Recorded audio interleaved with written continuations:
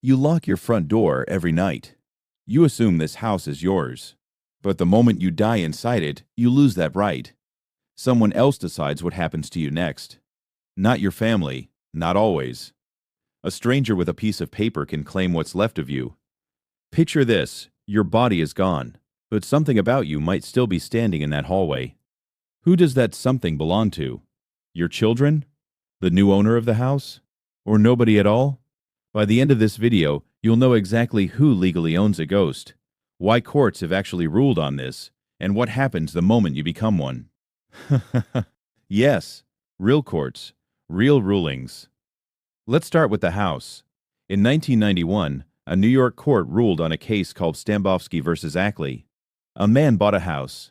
He didn't know it was famous for one thing: ghosts. The previous owner had told local newspapers for years that the home was haunted. The buyer sued to cancel the sale, and the judge agreed with him.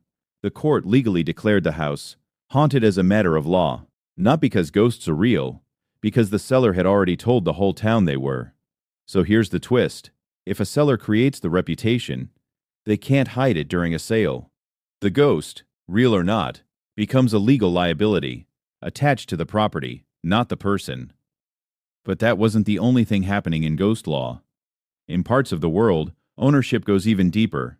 In Malaysia and Indonesia, some courts and local governments have handled disputes over haunted land, where developers had to pay for rituals before building. Not folklore, actual construction delays, actual costs, sometimes in the thousands, before a single brick was laid. Meanwhile, in the United States, ghost hunting shows started making real money off real dead people. No consent required. Under most state laws, the deceased have almost no control over how their image, their story, or their haunting gets used. So who actually owns that story? The answer is simpler than you'd think. Whoever owns the land usually owns the legend. Think about that. Your last moments, your name, your tragedy, could legally belong to whoever buys the address afterward. Not your grandchildren, not your memory, the deed. But here's what's fascinating. Some families have fought back. Estates have sued production companies for profiting off a relative's death without permission, using laws originally built for celebrities. It's called the right of publicity.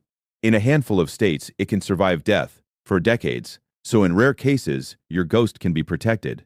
Like property, like a trademark. But only if someone fights for it.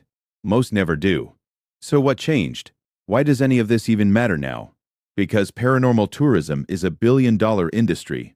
Haunted hotels, haunted prisons, haunted asylums. People pay to feel scared near real death.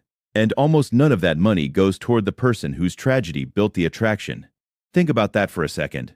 A stranger's worst night, on repeat, forever, as someone else's ticket sales. Now here's where it gets personal.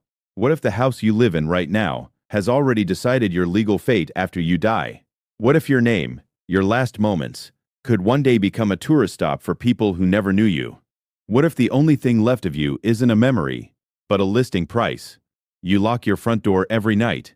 You think you're protecting what's yours. But ownership doesn't end at death, it just changes hands. And most of us never even knew we were already for sale.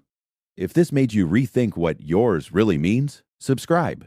Every week, this channel digs into the strange legal gray zones nobody warned you about, the ones hiding in plain sight. So tell me, if your own house turned out to be haunted, would you want to know before you bought it? Or would you rather never find out at all?